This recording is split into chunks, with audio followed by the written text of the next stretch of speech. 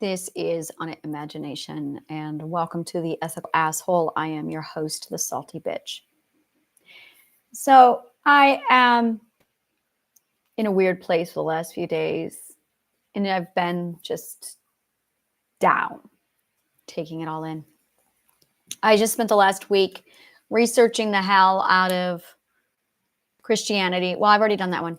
I went into Judaism, and I went diving deep into the archaeological records. I traced the archaeological records back to 6000 BC. I went through all of Persia, Mesopotamia.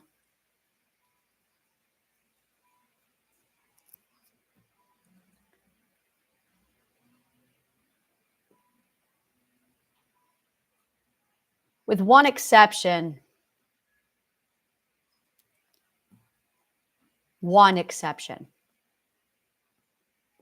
from the year 1200 BCE.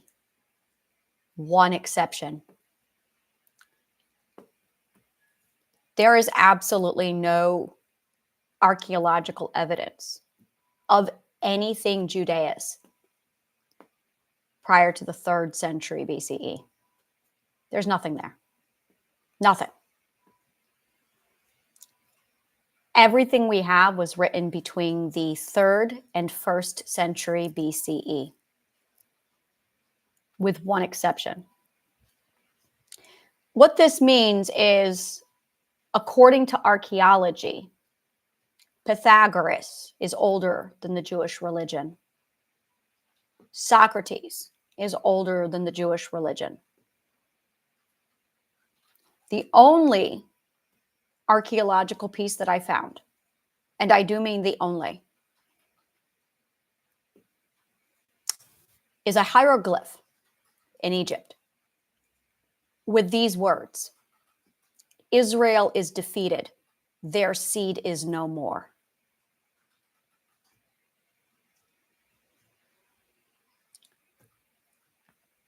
I'm just going to leave it there. The Paleo-Hebrew alphabet that people claim is Hebrew looks Greek, ancient Greek. In fact, it has 5 letters that are identical to the ancient Greek alphabet. They don't look Hebrew at all. They don't look Old Hebrew. They don't look ancient Hebrew. In fact, there is no relationship whatsoever between Paleo-Hebrew alphabet and ancient or modern Hebrew. Absolutely no relationship at all. It looks pre-ancient Greek. I have studied language and linguistics for over 30 years. I noticed that there were 2 types of archaeological evidence. One was from biased Jewish archaeologists, and one was from non-biased. I posted examples of both on my website, and I just left it there. You decide. What I did find was the kings of Persia, which happened in a very evidential order of operations, especially around the 5th, 6th century. And it absolutely came to a very clear head at Cyrus the Great, which is around 600 BCE. That's when the Zoroastrian religion immediately imploded. That's when Zoroaster took and did his work with Zoroastrian, which is identical to Christianity, by the way, Christ Christianity, not Roman or Nicene Christianity. And it's absolutely philosophy. It's identical to Pythagoras' work. Well, Zoroaster trained Pythagoras. And around the same year, and this is documented, we know this, these are the same people. Zoroaster is the one who formalized this. We're going to use the word formalize this. Cyrus the Great's the one who distributed it all over the world, Eastern culture. And he's the one who passed it on to Confucius. Confucius in the East was taken from Zoroastrian religion. You want to know what Zoroastrian religion really looks like? Look at the Eastern religions. Look at Buddhism. Look at Christ's actual words. Look at Confucius. Look at Taoism. Look at Taoism. Look at the Tibetan monks. That's Zoroastrian. It's also the foundation for Hinduism. It's everywhere. It is the one common denominator of all religions that's everywhere. The stories went on prior to that. There was Gilgamesh. He had a flood. Gilgamesh is well documented. He had a flood. That's the only evidence of anyone surviving the flood in document written form that talked about the deluge was Gilgamesh. That was 2000 BCE. Prior to that, it was the ancient Mesopotamian religion, which is still referred to as a religion. And that was with the Mesopotamian gods, who depicted their gods with wings on their backs. This is the same symbol that Zoroastrian would use for the winged sun, that he would use for the Favarashi, which is the Zoroastrian symbol, which you probably have recognized with the rod of Caduceus, which is often mistaken for the rod of Asclepius in today's culture. The rod of Caduceus is not the rod of Hermes. That was altered. You have to dig. It was actually the winged sun of ancient Persia, which goes back to 4000 and 6000 BCE. And it came from the god of the underworld who loved snakes and represented both death and medicine. And his rod had two snakes wrapped around it, with the winged sun at the top. That is the rod of Caduceus, which predates about 6000 BCE. The ancient Mesopotamian religion, according to their origin story, had a heaven and a sky, or heaven and earth. They had an underworld. They had a tree of life.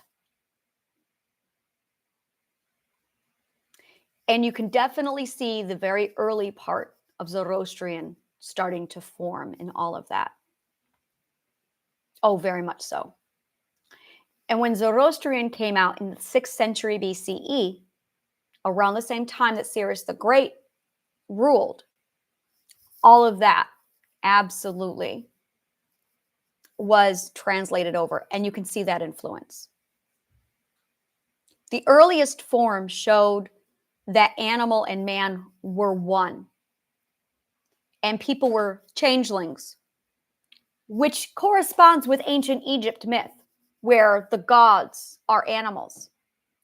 The next art that released around that time period, 4000 to 3000 BCE, was art depictions where animals were sacred and equal to man. And then after that, you saw the domination of animal. Around 2000 BCE, this is when we first start to see that woman is being dominated also. And then you start to see in Hammurabi's code, the divide. You can literally witness the disintegration from union of man and animal to man and woman to man dominating to the Zoroastrian culture then stepping in and unifying, which stopped around the 1st century BCE with the Roman Empire. It was around that time that two religions, without any trace prior to that moment, suddenly popped into an existence, which is Christianity and Judaism. Prior to the Roman Empire, there was neither one of those two things. In fact, the Roman kingdom of the 7th century BCE predates both Christianity and Judaism.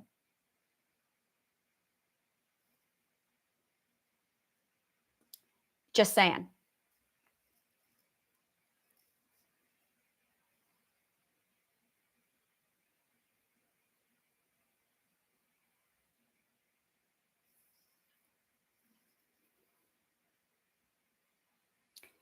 Zoroastrian religion never died out. It continued. It is still around today. In fact, it is the only thing that has been there from the origin and the beginning with the ancient Mesopotamian religion and the rod of Caduceus that has literally survived all of our civilization. It's the common denominator of the origin, the rod of Caduceus.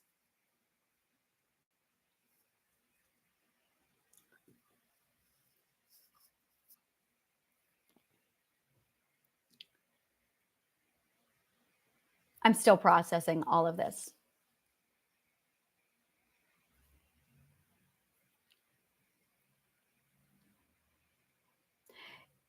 In order to know how to research any of this, what you need to know is where to look at resources. You want to go to universities. You want to go to science, carbon dating. What they do is they post their scientific findings. It's called an abstract. So if you want to Google this stuff, you can look up abstracts.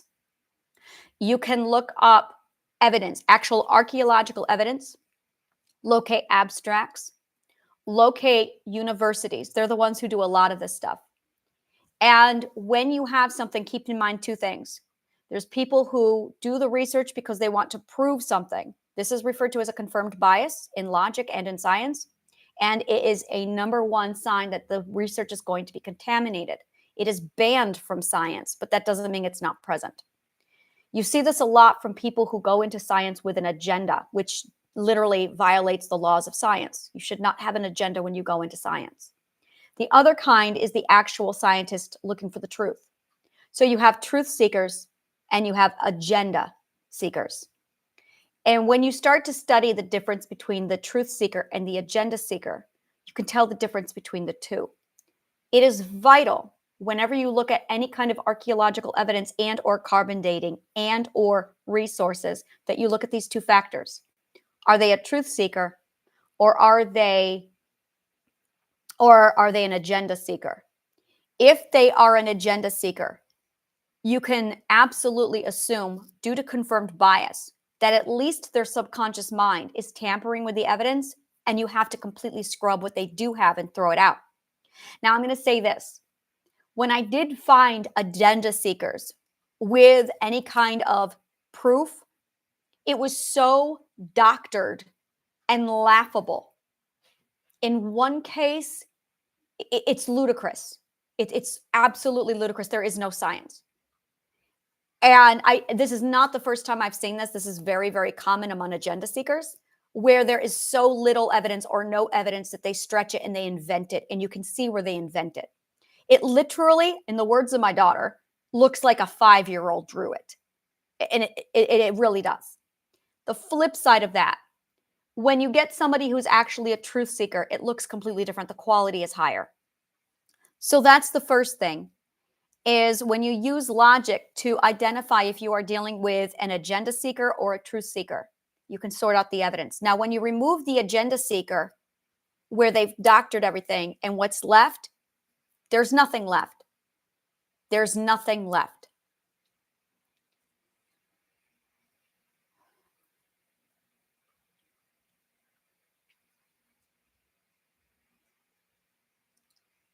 I'm still in shock. I am still in shock. And I've been processing this for the last week, which is why I've been off. I'm just like, I was expecting to find 8,000 years of archaeological evidence proving the Jewish religion, and there's none. There is none. There is none. It literally just pops into existence after Alexander the Great.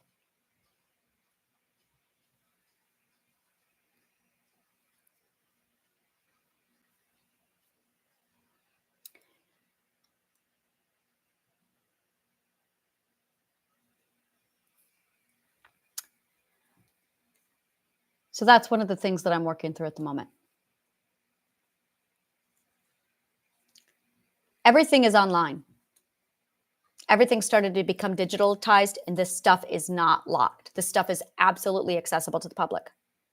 You can go start looking it up on your own right now. I really strongly recommend you do that. And if you need to know how, again, the word is abstract. It's literally called an abstract. Look up scientific method and look up logic. Those three things are the tools you need for you to assess your own conclusions. Words do not evolve, they stack. It's like building a Lego block. So you have a building with Legos. You're going to lay the foundation and then you build upon it. That's not evolution. That is not evolution. You want to build on it. That is how words are formed. Alphabet, the written word and the oral word is the same thing. You're going to see that. Now, here's another thing. This is really interesting. Oral tradition is only in uneducated cultures and cultures without an actual written language. Now, this is where it gets interesting. According to the Bible, Moses wrote down the 10 Commandments. According to archaeological evidence, this was done in the 3rd century BCE and or the 1st century BCE. There's nothing prior.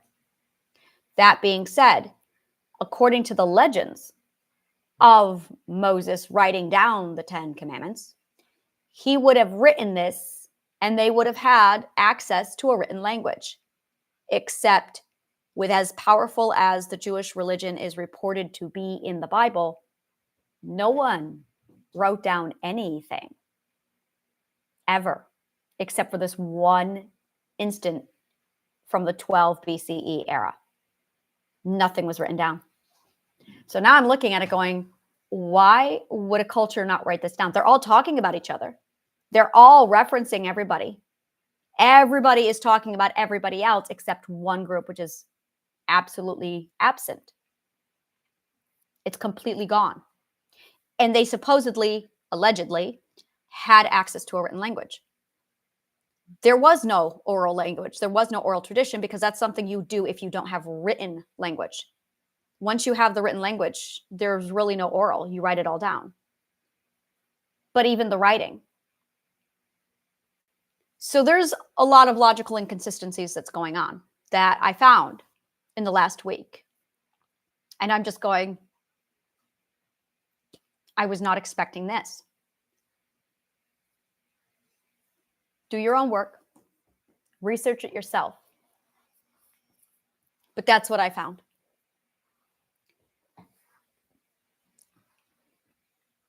I'm just going to leave it there.